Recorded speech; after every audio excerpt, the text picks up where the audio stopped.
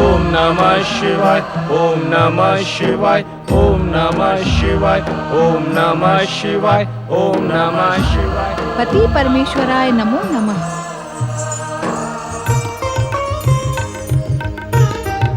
आज आप मुझे इस प्रकार एकटक क्यों देख रहे हैं स्वामी?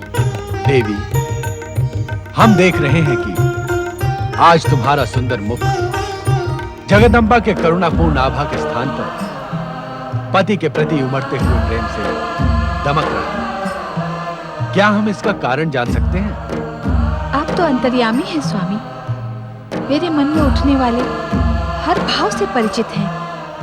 फिर उसे मेरे शब्दों में सुनने की लालसा क्यों? देवी, आपके शब्द सुनने के आकर्षण और लालसा में मनुष्य लोक के प्राणी सारा जीवन काट देते हैं, किंतु आपके शब्दों को सुनने का सौभाग्य किसी अत्यंत प्रिय को ही प्राप्त होता है। आप मेरे मन के भाव को जानकर परिहास कर रहे हैं? परिहास नहीं देवी, ये सत्य है तथा आपके मन में उठने वाले भाव के अनुकूल भी। अर्थात देवी, आज तुम्हारे मन में उस समय की स्मृतियां जागृत हो गई हैं, जो विवाह के पश्चात हमने एकांत में रहकर एक साथ व्यतीत किया। सच तो यह है देवी कि उन सुंदर स्मृतियों का स्मरण कर हम भी कभी-कभी अपने ध्यान से विचलित हो जाते हैं।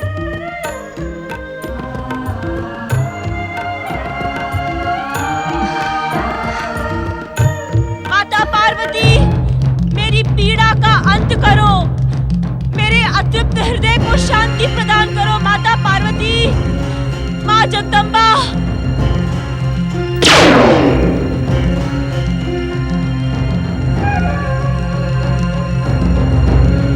ओम ऐं ह्रीं क्लीं शक्ति माताय नमः। ओम ऐं ह्रीं क्लीं शक्ति माताय नमः। ओम ऐं ह्रीं क्लीं शक्ति माताय नमः। सुतपा, माता, माता, माता, इस दीनहीन दुखी सुतपा के आह्वान पर आप आ गई माता। आप वास्तव में करुणा की मूर्ति है माता। कहो सुतपा, इस प्रकार आकुल व्याकुल होकर मुझे क्यों पुकार रही थी? माता, अपने भक्तों के मन की बात आपसे छुपी नहीं है। हे जगदम्बा, मेरी पुत्राकांक्षा पूर्ण करें। हे सर्वेश्वरी, मेरा नारीत्व पुत्र को गोद में खिलाने के लिए उत्सुक हो रहा है। जगत के कल्याण के लिए मुझे मेरे पति जैसा तेजस्वी पुत्र प्रदान करो माता। अन्यथा क्या सुतपा? अन्यथा मैं स्वतः ही प्राणों का त्याग कर दूंगी माता। सुतपा, मेरी उपस्थिति हर अन्यथा को समाप्त कर देती है। माता, उद्विग्नता में मैं कठोर हो गई थी माता। क्षमा करो माता, जगदम्बा क्षमा करो। इस समय तुम्हें संयम की सबसे अधिक आवश्यकता है सुतपा। धैर्य रखो पुत्री। मृकंडु ऋषि की शिव आराधना पूर्ण होने तक तुम्हें प्रतीक्षा करनी ही होगी। प्रतीक्षा की क्षण काटना अब सुतपा के लिए असंभव है माता। अपनी प्रतीक्षा के असंभव क्षण भी शिव चरणों में समर्पित कर दो पुत्री। उनकी कृपा से तुम्हारे असंभव क्षण भी उन्हीं के समान सुंदर हो जाएंगे। आशीर्वाद दो माता, आपके दिखाए मार्ग पर चलकर एक तेजस्वी और जगत का कल्याण करने वाले पुत्र की माँ बन सकूं। मैं तुम्हें आशीर्वाद देती हूँ सुतपा कि समय आने पर तुम एक तेजस्वी जगत का कल्याण करने वाले महान शिव भक्त पुत्र की माता बनोगी। जय हो माता। माता, जय माता की। नारायण नारायण नारायण, श्रीमन नारायण नारायण नारायण, नारायण नारायण नारायण,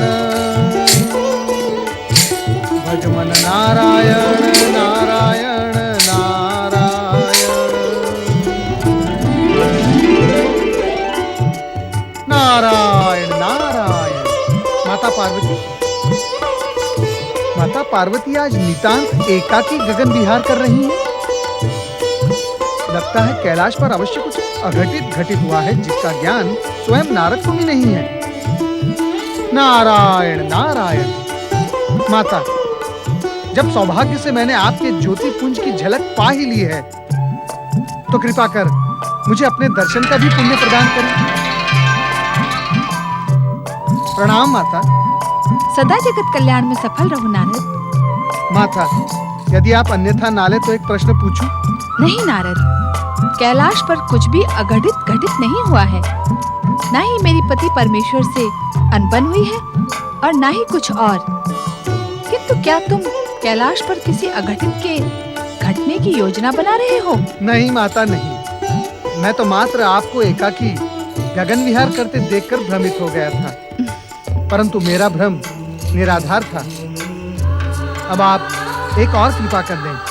कहो नारद। कृपया आप मुझे ये बताएं कि आप कैलाश से आ रही हैं या कैलाश जा रही हैं? इस समय तो मैं कैलाश जा रही हूँ, किंतु तुम यही जानने के इच्छुक हो ना कि मैं गई कहाँ थी? हाँ माता। नारद, तुम्हारी जिज्ञासा का आकार तुम्हारे व्यक्तित्व से भी बड़ा हो गया है। नारायण नारायण। माता, मैं तो इसे और भी बढ़ाने का इच्छुक हूँ। अच्छा, क्यों? ये तो इस हीन नारद की जिज्ञासा का परिणाम है माता, कि उसे जगत की महाशक्तियों के पुण्य प्रदान करने वाले दर्शन प्राप्त हो जाते हैं। अर्थात तुम महाशक्तियों के दर्शनों का स्वार्थ साध कर ही अपनी जिज्ञासा को बढ़ा रहे हो। नहीं नहीं माता, जिज्ञासा तो नारद का स्वभाव बन गया है। इसमें स्वार्थ का तो कहीं स्थान ही नहीं होता, और यदि होता भी है तो वो जगत कल्याण के लिए। तुम्हारा कल्याण हो पुत्र। माता, माता आप तो मेरी जिज्ञासा को आहत करके जा रही हैं। स्वयं आप मुझे ये बताने वाली थी कि आप कहाँ से आ रही हैं। नारद, मैं मृकंडु ऋषि की पत्नी सुतपा की वेदना शांत करके आ रही हूँ, किंतु अपने वचन से आज संभवतः प्रथम बार मैं स्वयं संतुष्ट नहीं हूँ। ये आप क्या कह रही हैं सर्वेश्वरी? सत्य कह रही हूँ नारद। महान शिव भक्त मृकंडु ऋषि ब्रह्मचर्य व्रत का पालन करते हुए अभिराम शिवाराधना में लगे हैं, तथा उनकी पत्नी सुतपा एक तेजस्वी पुत्र की माँ बनने की इच्छुक है। आज नहीं तो कल ऋषि मृकंडु की तपस्या पूर्ण होगी ही माता। क्या तब तक ऋषि पत्नी धैर्य धारण नहीं कर सकती? उनका धैर्य संयम से ऊपर पहुँच गया है नारद। स्त्री के लिए पुत्र प्राप्ति की इच्छा को धैर्य की सीमा में बांधा नहीं जा सकता। तब क्या होगा माता? लगता है शिव इच्छा के बिना मेरा सुतपा को दिया हुआ वचन पूर्ण नहीं होगा। अर्थात माता? अर्थात जब तक भोलेनाथ स्वयं मृकंडु ऋषि को प्रेरित नहीं करेंगे, तब तक मेरा वचन पूर्ण नहीं होगा नारद। माता, भगवान भोलेनाथ तो सर्वज्ञ हैं, अंतर्यामी हैं। वे अवश्य ही हमारा ये वार्तालाप सुन रहे होंगे। शिव जी की कृपा से ऐसा ही हो नारद।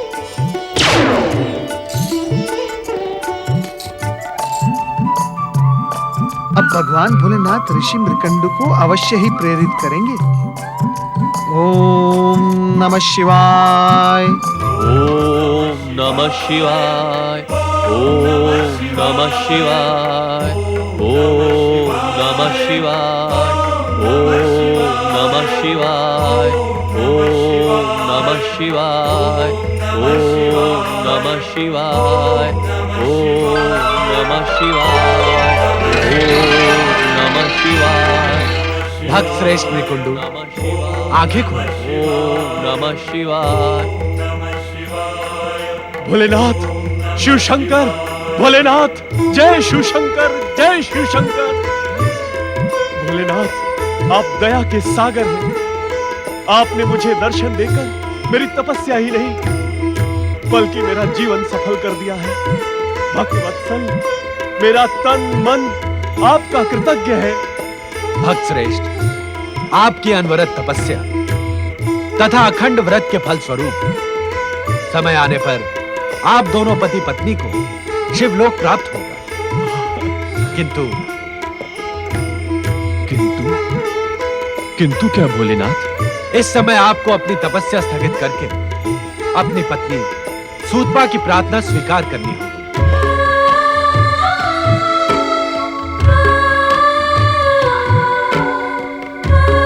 सर्वेश्वर, आप जानते हैं गृहस्थ आश्रम में मेरी कोई रुचि नहीं है, और वैसे भी इस समय मैं तपस्या के साथ साथ ब्रह्मचर्य व्रत के संकल्प की डोर से बंधा हूं। भक्त मृकुंडु, ऐसा लगता है कि आप भक्ति की डोर से अधिक हठ योग की डोर से बंधे हैं। भोलेनाथ, ये आप क्या कह रहे हैं? हम सत्य कह रहे हैं भक्त मृकुंडु। हठ योग का स्वभाव ऐसा ही होता है। वो अपने निश्चय पूर्ति के मार्ग पर किसी भी प्रकार की चिंता नहीं करता, किंतु हठ योग आप जैसे ऋषि मुनियों पर नहीं, नन्हे नन्हे बालकों पर अच्छा लगता है। शिव शंकर, तो क्या आप मुझे ब्रह्मचर्य व्रत का संकल्प तोड़ देने का परामर्श दे रहे हैं? मृकुंडु, एक तपस्वी का कर्तव्य होता है प्राणी मात्र को प्रसन्न रखना, जगत का कल्याण करना, किंतु आपका तप आपकी पत्नी के दुखों का कारण बन गया। शिव सृष्टि में ऐसे तप का कोई मूल्य नहीं। प्रभु, मैं आपकी बातें भली भांति समझ नहीं पा रहा हूं। मृकुंडु, यदि तुम गृहस्थ आश्रम में रुचि नहीं रखते तथा निष्ठा से ब्रह्मचर्य व्रत का पालन करने के इच्छुक थे, तो तुम्हें सूतपा के विवाह प्रस्ताव को अस्वीकार कर देना था, भले ही कितनी विवशता हो। प्रभु, यदि अब तुम ब्रह्मचर्य व्रत की आड़ लेकर पतिव्रत धर्म के कर्तव्य से बचने के इच्छुक हो, तो ये तुम्हारा देवी सूतपा के प्रति अन्याय है और हमारी दृष्टि में एक पति प्रयाण नारी के प्रति अपराध, जो आपके सौभाग्य को शीघ्र ही दुर्भाग्य में परिवर्तित कर देगा। नहीं भोलेनाथ, तो अपने कर्तव्य का पालन करके देवी सूतपा की आकांक्षा पूर्ण करें, आपका कल्याण हो। प्रभु, प्रभु!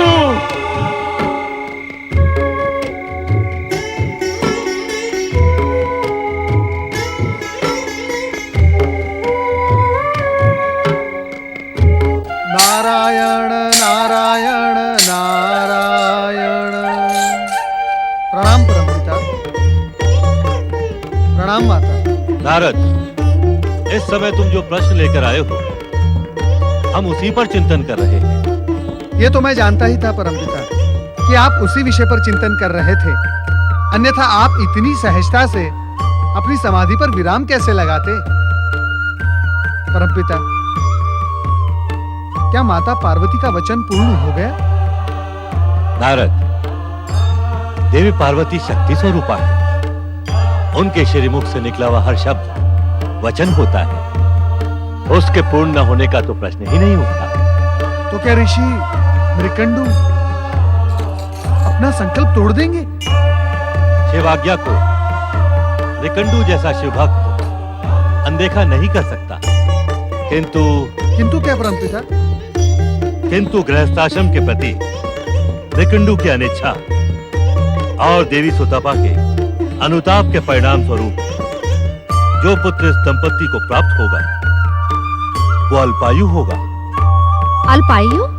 हाँ देवी, उस बालक की आयु मात्र 5 वर्ष और 6 दिन की होगी। अल्पायु पुत्र पाकर उन दोनों का संताप और भी बढ़ जाएगा स्वामी। हाँ परमपिता, ऐसा पुत्र होने से तो पुत्र ना होना ही अच्छा है। नारद, मृत्युलोक में जन्म लेने वाला हर प्राणी अपने पूर्व जन्म के कर्मों से बंधा रहता है, और इस बालक के जन्म में तो मृकंडु और सूतपा की वर्तमान परिस्थितियां और समस्याएं भी जुड़ गई हैं।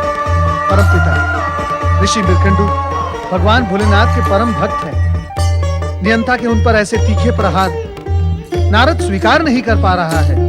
नारद, हम सब नियंता की नियति में बंधे हैं। परमपिता, क्या मैं उस दंपति की कुछ सहायता कर सकता हूँ, यदि आप आज्ञा दें? अवश्य नारद, परंतु ये एक सावधानीपूर्ण कार्य है, क्या तुम इसे संपन्न कर सकोगे?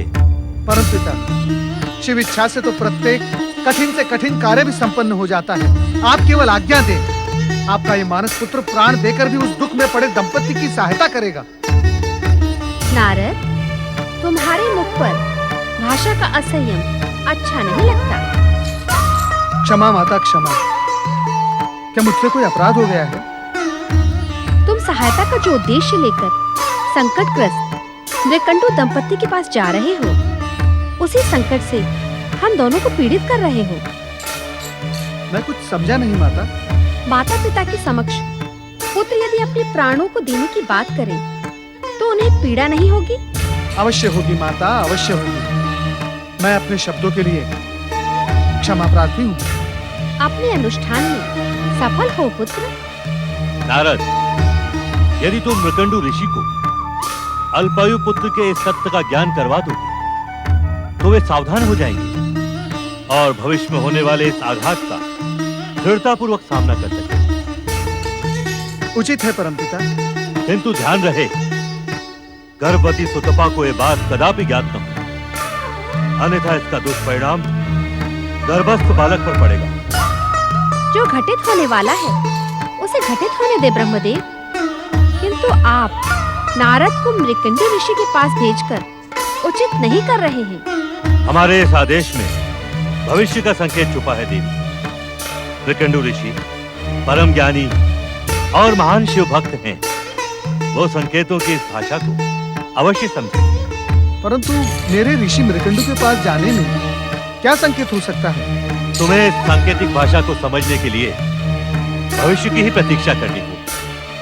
तब सब कुछ वैसा ही घटित होगा जैसा उसे होना है।